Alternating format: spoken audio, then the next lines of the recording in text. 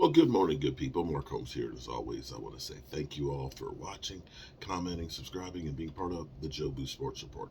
Without you guys, as well as you ladies, you know that this literally does not work. It is Thirsty Thursday. Man, the week is flying by as always down here working on the red brick house and things, and it's happening. Big push today trying to get the electrical and the plumbing rough in ready for an inspection maybe tomorrow if we can get it all done, which will be another major step on that project. You know, this year has been kind of crazy for the Cowboys. The drama for the Cowboys, the new drama for the Cowboys is we've got no drama right now. You got no contract disputes. Doesn't look like we're going to have any holdouts. Um, Everything is kind of like a regular run organization. Even Jerry hasn't said crazy things. Now, we've talked about stuff like, you know, literally that, we need to get an extension done for Dak Prescott. But unlike the last time when it's literally went over years of getting a contract done where, Dak's got to understand he's got to leave, some pie for everybody else and things. We're getting Stephen Jones literally saying, and I quote, that maybe we'll just wake up one morning and it's done. That they're not negotiating contracts in public. Now, last year, a little tad bit that I've heard, and don't quote me on it, but there was a little bit of, what is the word I'm looking for this morning? Dalton Schultz was not happy about being franchise tagged last year. And Dalton Schultz thought that he deserved to get that long term deal. And I believe that they had offered him a 3-year, $36 million deal, in which case he turned that down. And from what I have heard through the grapevine, that he was not happy about that and kind of was apart from the team. Don't quote me on that, but that's what I've heard rumor wise. And that's why, Dalton Schultz leaving wasn't a big surprise, and you didn't hear everybody going kind of crazy like, oh no, we can't live without Dalton Schultz or anything. Um, that maybe that was the one misnomer in the locker room. But as we go into this year, Tony Pollard was like, yeah, I'll sign that franchise tag before you have a chance to rescind it. You look at New York that has now two players. Barkley says he's not signing the tag, and another one of their players that are like, nah, I'm not showing up for OTAs on Monday until I get a long-term deal. We don't have that, and I can guarantee you that we'll probably have 100% participation in OTAs. Just guarantee. I just know that. That's one of the things that the Cowboys have that most teams don't. They don't have to put in workout bonuses. See, a lot of players, like let's say in Green Bay, they don't live in Green Bay all year round. Aaron Rodgers is a Cali guy, and he likes to be out in Cali. So, in order to get them to show up for OTAs, you have to pay him a little something extra bonus to do that. We don't have to do it in Dallas because all those guys pretty much live in Dallas, and they know if you want to be part of this team, you better have your ass at the voluntary workouts. But what you're seeing is actually kind of cool because I woke up this morning and I see that CD Lamb has joined the multi-tattooed club of the Dallas Cowboys. CD Lamb, he's got the Joker and everything else on his back. I don't know how they come up with these designs. I don't know if the players say, here's what I want, and the tattoo artist comes up with the tattoo artists, because they have several people working at the same time. If they all say, here's what we're going to do for you. You just kick back and let us do it. Because now you got CD, you got Dak, you got Tony. Who am I missing? Dak, CD, Tony. I'm missing somebody. There's 4 of them. I'm having a brain fart. I'm having. He's the fourth one. Who? Dak? Tony? Is it Dix? No, Dix didn't. Wait a minute. I can't remember. Okay, put it in the comments, okay? Anyway, they're making their way and they're making their name known on the Dallas Cowboys.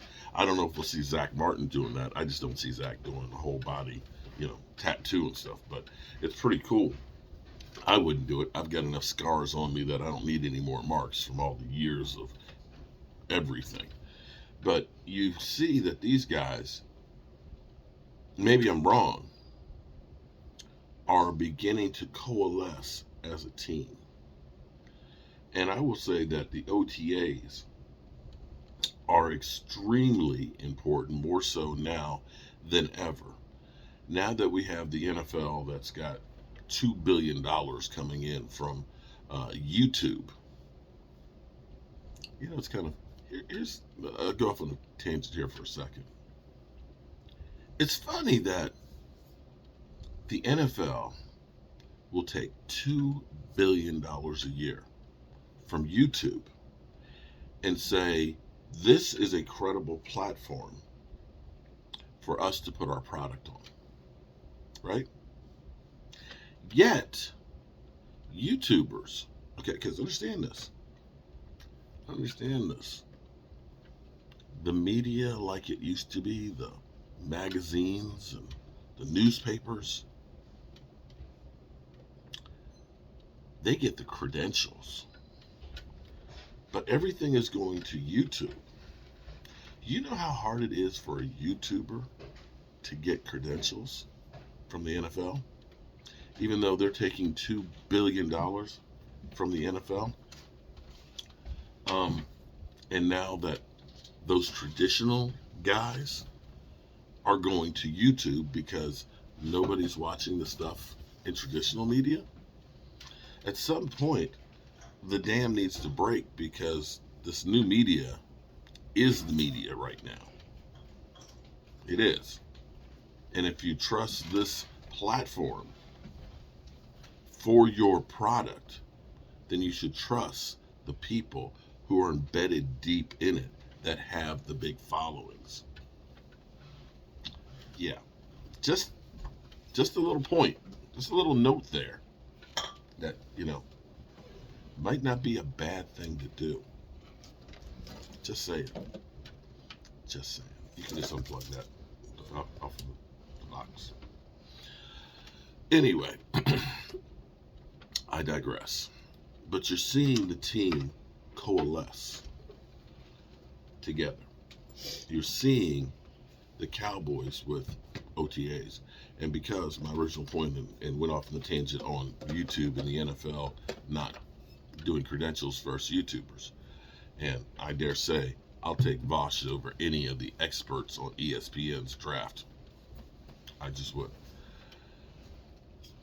Since the NFL is taking all this money for all of these games and everything else, the give back for them was less working out for the players. So here's the thing. OTAs are key because you only have the mini camps that are a few days, and now you're seeing teams that are cutting those short. I don't think the Eagles did theirs at all last year. And training camp is no longer 2-a-days. You've got the one padded practice a day, but you can't have more than 3 padded practices in a row. And so that was all baked in the equation of appeasing the players and saying, you don't have to practice, guys. So those OTAs are the chance to start getting that book work, the chance to start getting to know your players and doing some work and stuff on the field, because that pays dividends. Championships are won in the off season. And when you have a team like the Jets that don't know, is Aaron Rodgers going to be our quarterback? When are they going to get to work to get a team together? And I dare say, and I've been on this bandwagon for a while here that nobody else seems to be on. But Aaron Rodgers has been going downhill the last couple of years, dramatically. And if he ends up doing what he usually does in Green Bay and doesn't do OTAs and all that stuff and just shows up for training camp, they may end up having a big surprise there. But then again, what do I know? I'm just happy that all of our pieces are going to be there Monday working out. And in fact, they've already been working out at Dak's house, getting together, getting on the same page, and getting ready for this new offense. So that's all I got to say about that, good people. If you want to follow along, I invite you guys to definitely check out my other channel, one of my other channels, Jobu's Day Job, because we're going to be knee deep in there today, and it literally changes by the day. You know, I'm working on the plumbing right now, trying to get that squared away. Mike's been getting all the electric and stuff going, and the place is really changing. Where it used to be scary to go up underneath the house and stuff, now I look forward to it. It's kind of cool. Yep. Hope you have a great day, and I'll see you soon. Peace.